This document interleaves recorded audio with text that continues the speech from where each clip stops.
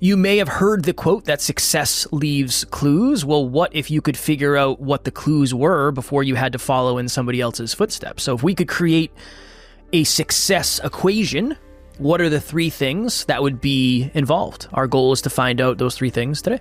Equation. One of my favorite words ever of all time. So I'm showing the camera on YouTube, my iPhone. I have an iCloud note called Principles. And one of them is everything has a formula, even if you're not yet aware of exactly what it is. Next Level Nation, today for episode number 2068. What's the actual equation for success? You and I have been asked many times, how do you become a successful podcaster? How do you become, what the freak can I help you with? I just realized the quote I picked said formula, not equation. I didn't see, I wasn't even paying attention. I should have said equation. You jeffed. You and I have been asked many times, whether it's on podcast or whether it's by clients, how do you create a successful podcast? How do you create a successful business? How do you create a successful relationship? And I don't know about you, but very rarely do I just say it's these 3 things, because there's way more to it. So even in today's episode, we're going to try to come up with 3 each, but it is an iceberg and there's a million things under each of these, but hopefully it's a really good place to start. Challenge. I don't think there's a million, but I think there's a lot more than 3. Well, some would say there's infinite. The Alan I knew would say there was infinite things. There's not, well, yeah, that's the duality. There's infinite principles and there's infinite things you can get better at, but there's certain things that matter a lot more than others. And I said this on group coaching last night. I said, success in podcasting is not doing 10,000 things. It's doing basically 5 things 10,000 times and getting really, really good at them. And so I do think success is the dance between all the stuff you have to get done and then focusing and mastering these other things sort of in the center. But I digress. What is your number 1? So we're going to each try to come up with 3. What's your number 1? It's the same as yours, I think. Okay. If I had to guess. Okay. Well, you can lead it. If anyone has Google, if anyone has the internet, which you do because you're listening to this, wow, this is going to be real good. Google, ChatGPT, whatever search engine, whatever AI you use. I know Google's search engine uses an AI now. Meta has one, which is also Facebook. At the end of the day, if you look up self-efficacy, there's a bunch of research. We call it self-belief. And I think self-belief is a far better term. It's how much do you believe in yourself? How much do you believe? How much certainty do you have that you can achieve X, Y, or Z? Self-belief by far the most important, because I realized 99% of what I've been able to accomplish, despite a lot of really painful adversity, is due to just really never questioning whether or not I could. It's a big piece of it. Is that not yours? No. Yeah, no, I wake up in the morning and just possibilities seem endless to me. I can do anything. I choose. No, but I meant just survive. Just I'm not asking what it's been for you. I'm asking what that wouldn't be part of your equation? No. If you had to pick 3 things, self-belief isn't in it? Nope. What? You've been lying to me this entire time? Well, I want to go in a different direction, understanding that. Did you know I was going to pick self-belief? Is that what this is? No. We also didn't really talk about this. It was like I kind of threw Alan the idea, and he's like, "Yeah, man." And then I threw him another idea, and he's like, "That's the worst idea ever." I was like, "Okay, I'll think of something else." And then we jumped on the mics and we're recording. I'm imagining for our audience that already knows how much we talk about self-belief. Oh, well, that's an entirely different episode, sir. I have been hoodwinked. So what's your, if I was on a podcast and somebody asked me, self-belief 1,000% would be in there. But for this, I want to go in a different direction because I don't want to just say self-belief because we talk about that so much. I want to make sure I want to approach from a different place today, if we can. Okay, so we're not going to use self-belief. That's I'm not going to mention self-belief. I'm not going to mention self-worth. I'm not going to mention either of those. Okay. Mine would change then to being around someone who you respect and admire from a sincere place, because if you don't, they won't rub off on you really. But if you really do deep down respect and admire this person from a sincere place, be around someone who has far higher standards for themselves than you do for yourself. I think that's a very important thing that I've searched my entire life for. I would say that is supremely important. Again, going to go in a different direction. Number one, effort. Number one, effort. Nice. So like this would be like the top of the top of the top of the equation, and then there'd be a bunch of things under it. Under effort would be skills, it would be consistency, it would be competence, it would be strengths, it would be weaknesses, it would be all of that stuff. It would be like the strategy. But I think effort is the most important. If we're just talking about, okay, you remember the movie Castaway? Oh yeah, huge fan. Great How movie. do you make a great film doing nothing on an island by yourself? Don't know. Crushed it.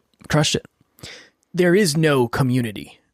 So how did that person create success to get off that island? I'm thinking Coconuts, Wilson. What else? Made an axe out of a skate. Made a raft out of whatever. Mm-hmm. That opening scene is intense. Or not the opening scene. That plane crash scene is intense. My goodness. So I'm going in a different direction than you are. That's okay. That's the point of this. So number one for me is effort. What's number two for you?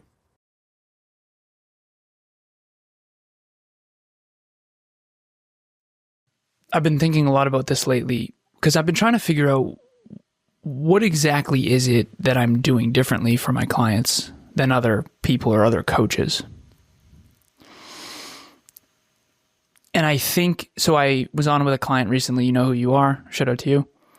And I pulled up my Facebook cover photos. And way back when I was in my early 20s, there was a cover photo on my Facebook of a pawn up against an entire row of chess pieces. And that was sort of a metaphor for it's you against the world. And if you're smart enough, you can win. Even if you feel like just a pawn right now. Because I felt like all of us are born into a situation where we are the pawn in someone else's game. Everyone. You grew up in a family or not, you're a pawn in someone else's game. When you learn how that game works and become more intelligent than everyone else in that game, you are no longer a pawn. There are certain people that used to influence us in what I think are manipulative ways. Now we're too smart. We're on to you, fucker. And so you can't be manipulated. This is why really terrible leaders like to lead dumb people. Because dumb people are easier to control and manipulate. So the second one is intelligence. It's people are asking ChatGPT all these questions. What if you were so smart that you knew all that all the time? And I'll define intelligence real quick. The reason why everyone's scared of AI is because it's too smart, quote unquote. But I'm not scared of AI. And the reason why is because I've spent my entire life trying to get smarter. And I think intelligence is understanding yourself, others, and the world, how it works and why it works that way. Yourself, others, and the world, how it works and why it works that way. If I understand myself, if I understand human beings and the human condition, and I understand the world and the economy and the globe and how it works and why it works that way and all the sciences, I am in full control of my own destiny. And so number one is get around someone who believes in you, who has higher standards than you, that you respect and admire. Number two is be the most intelligent human being on the planet, if you can. Jesus. Interesting. Because when you know how to do everything, everything becomes an option. You and I have argued knowledge is not power or knowledge is power. I actually think it is. And the reason why is because now that you know how to start a podcast and how to grow a podcast, now you just can go do that. Well, you still forever. Do it though. Yeah. Like those coconuts are potential. That coconut was potential. But Not really, because if you know how to use a coconut and how to open it and how to create an axe out of... There's very few people... The reason we don't take action is because we have too much uncertainty. And the reason we have too much uncertainty is we don't know enough. I think so knowledge is a big piece of the equation, yeah. I agree. I would agree with that 10 times out of 10. Do you think knowledge and self-belief are connected? Because I think knowledge they're 100% correlated. What if I had more self-belief than you in the beginning of this journey because I knew how to do it more than you did at the time? I would say that's probably accurate. Yeah, I would say that's probably accurate. Like, you're not uncertain about whether or not you're going to be able to drive later, right? You have a lot of self-belief in a car because you have a lot of knowledge about how to drive a car. But in the beginning, after this double shot of whiskey, I probably will choose not to. Kidding. But yeah. So anyways, I rest my case. That was my second one. Okay, that's the second one. Okay. My second one, direction. Yeah, that's very similar to knowledge. Yeah, I'm going like super high level, I think. I think in my mind, it's like if we were having a 3-chapter book, these would be the chapters, but within it would be everything else we're talking about. Mm-hmm. But yeah, direction. That would be my second one. That's it? You're not going to make a case? My mother said to me one time, she said, Kev, direction is far more important than speed because there's many people going nowhere fast. And I remember thinking, that might be the best thing I've ever heard in my entire life, first of all. She seriously said that? Yeah. How old were you? Oh, who knows? That's I have no idea. It's great. Now, did she see that somewhere?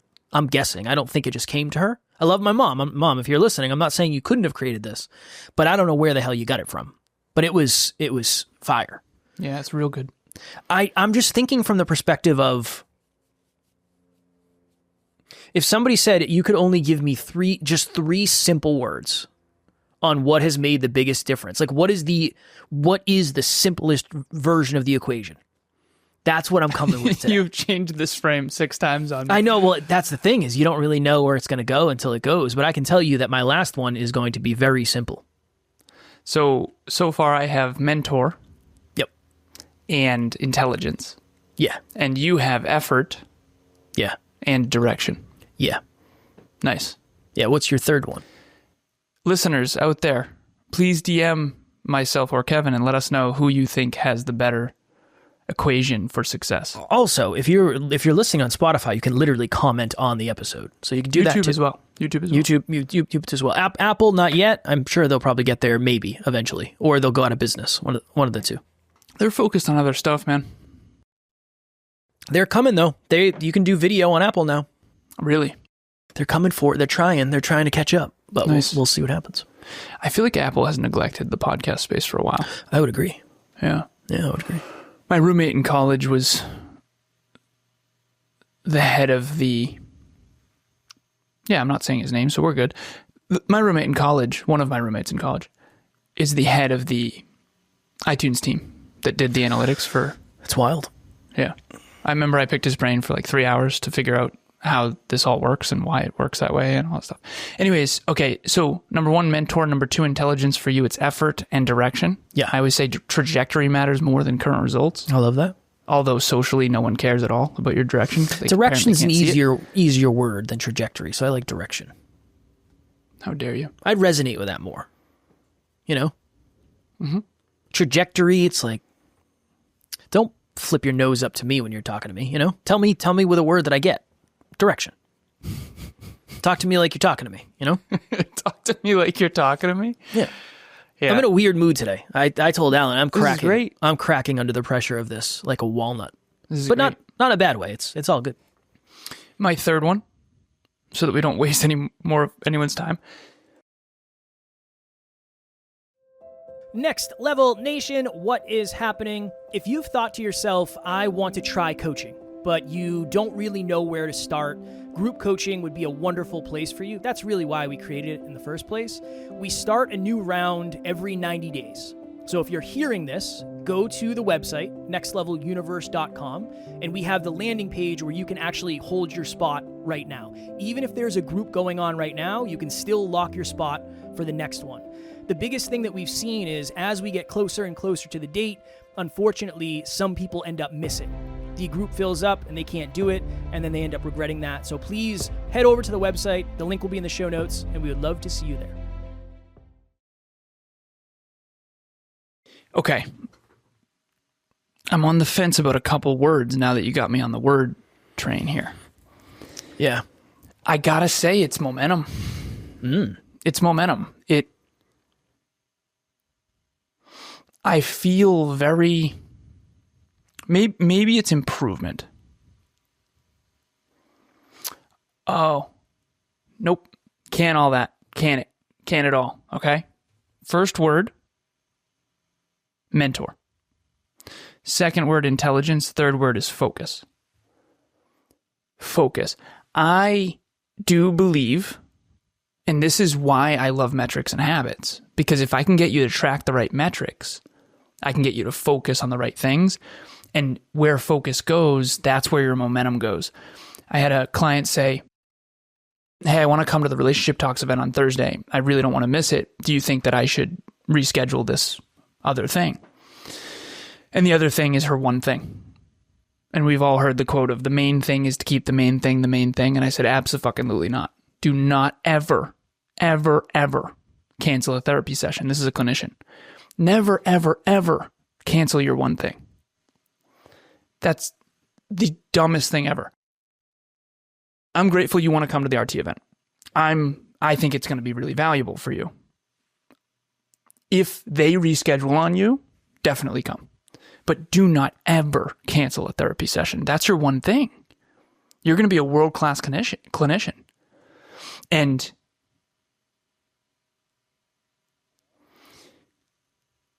focus. In the 21st century, that's a skill that has to be worked on constantly.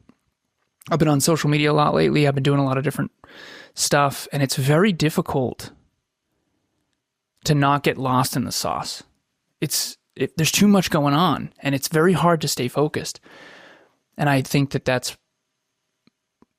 if we had to boil this down to one skill to be the most successful, it would be focus. In my opinion, I think that, and again, I used to not share this because I used to be such a coward, but I will size up someone's ability to focus the moment I meet them, and I can determine their future success based on that. It's a soundbite right there.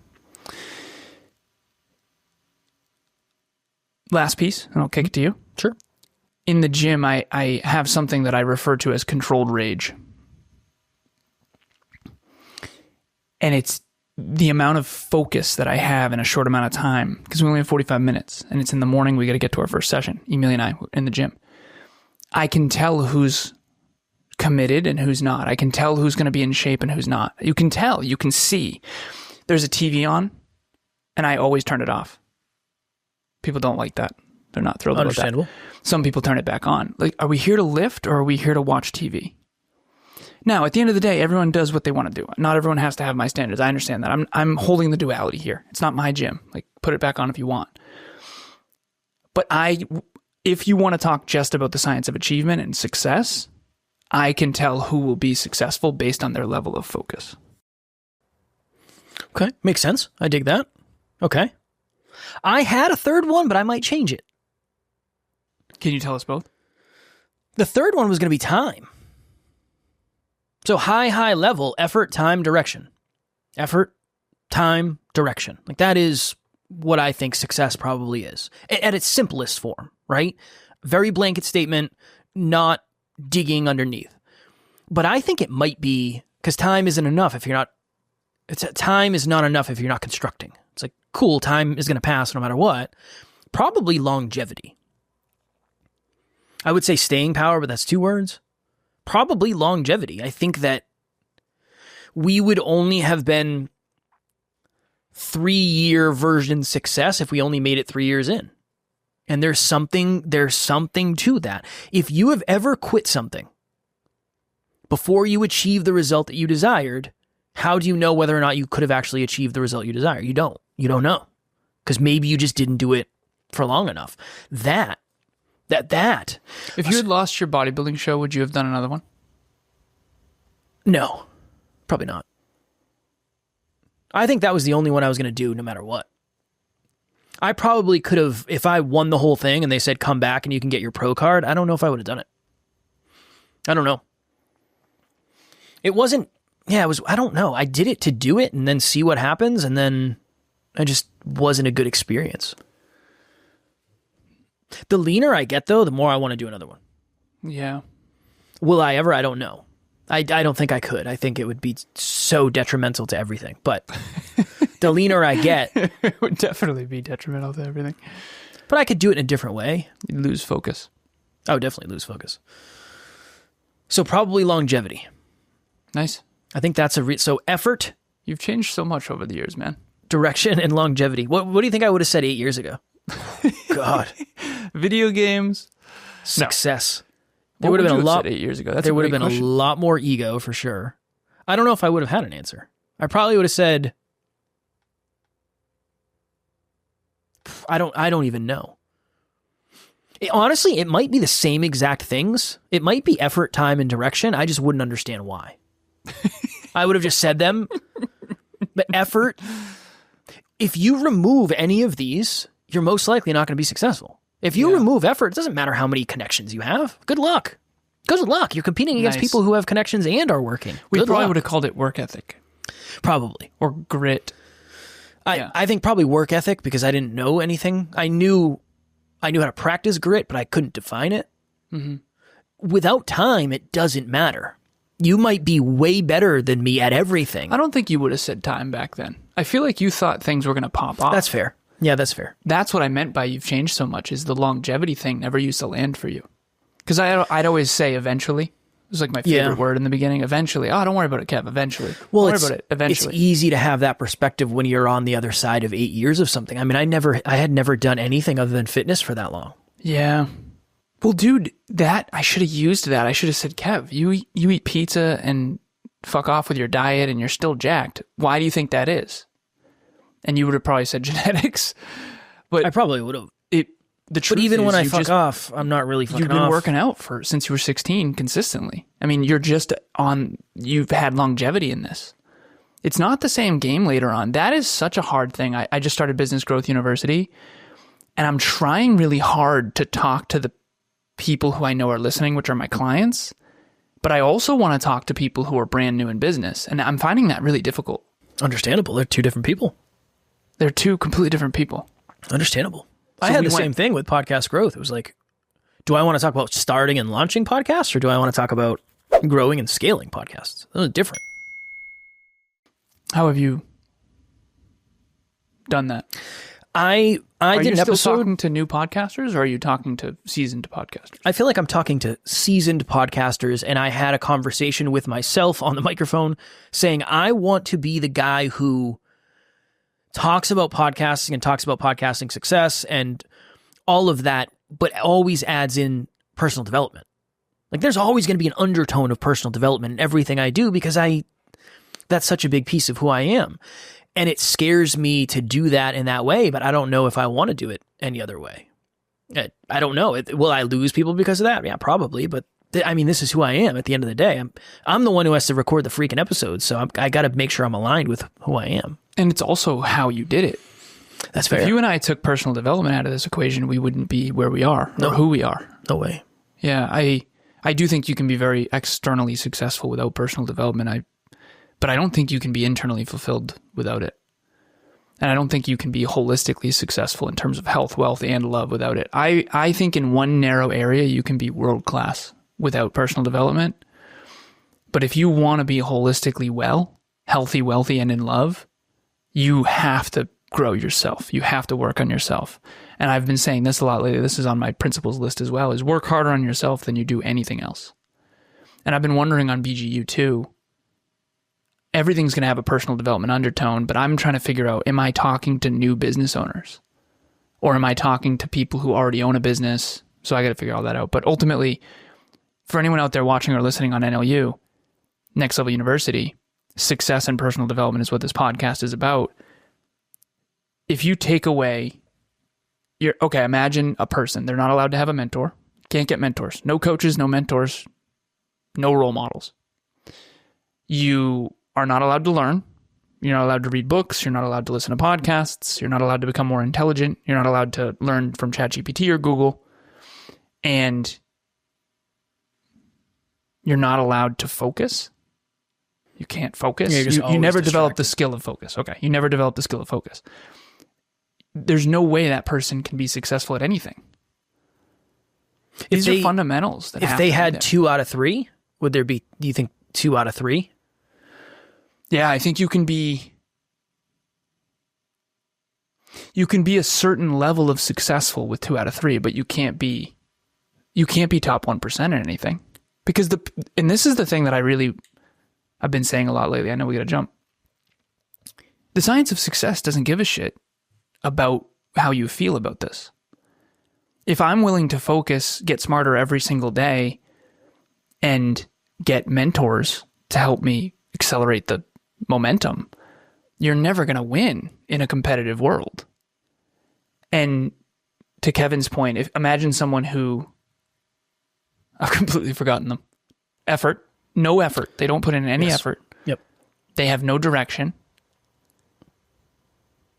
And they have no longevity. Longevity, yeah. Yeah, they can't stick around for the long run. That person can't really be that successful either. You can be reasonably successful. Like, you can have a day job, and there's nothing wrong with that. I'm not trying to make that wrong, but you're never going to be. I reached out to Stephen Kotler to interview him for BGU. Stephen Kotler wrote The Art of Impossible, and he talks about high, hard goals and massively transformational purposes. It's a book. Kevin and I interviewed him back in the 600s. And I was thinking to myself, he cares about reaching his potential more than most. What am I going to interview him about? Because I want BGU to be about reaching your business potential. I think NLU is about reaching your own unique potential. And then Podcast Growth University is about reaching your podcast's potential. And I wonder too, Kev, too, how many people actually care about reaching their potential? I feel like people do. I feel like they want to be better. I feel like everybody wants to be better. At least that idea of it. It's different, though. There's a difference between wanting to get better and reaching your potential. Those are two very different things. I feel like one starts at the bottom and one finishes at the top. It's like reaching your potential is the top. Getting better is going from where you are today to a little bit, Are you reaching your potential in fitness? More than I have recently. Probably not more than I ever have, but more than I have recently. From a holistic standpoint, more than I ever have, because I'm tracking sleep and I actually care about sleep and micronutrients and hydration. But if you were to look at me, I'm not in as good a shape as I once was. I think they're different. Do you think people can be successful without caring about their potential? Yeah, 100%. 100%. But not holistically? No, I think they can be successful without that too. What does successful even mean, though? Well, I think that's probably one of the... Most people... That's probably the number one thing in the equation is alignment, to figure out what success actually means. That's probably the most important thing, honestly. Yeah, which is clarity on what you actually want. Yeah. If it's money, 1,000%. If it's money, you can hoodwink enough people into being rich and you don't have to really get good at anything other than lying. But that's going to be a completely empty existence, and I don't think anybody really wants that. For me, that's not even in the decision-making set. Same. I could never... to me, that isn't success, though. My definition of success means that I did it ethically. Well, but you also have had opportunity. You've also leveled up. When you were young, I think you probably thought success was one thing, and then you got it, and you were like, that's not exactly what I thought. And then you can... It's a privilege to achieve a certain... And again, there's a lot of effort that goes into it. But when you get a certain level of success, it creates a new level of clarity. And it creates a new level of desire, and then it becomes this whole thing. I do have to hop, because I am about to get on a call here. Last thing, seconds. Listeners, please reach out to Kevin or myself. DM us on Instagram or Facebook. All of our stuff will be in the show notes. Reach out and say, whose did you like better? Seriously, please. I'm not going to be offended. I would love to know. No, we love the data. We'd love to meet you. Yeah, of course. We'd love it. You dig? Yeah. All right, cool. As always, we love you. We appreciate you. Grateful for each and every one of you. And at NLU, we don't have fans. We have family. We will talk to you all tomorrow. Keep it next level. Next Level Nation.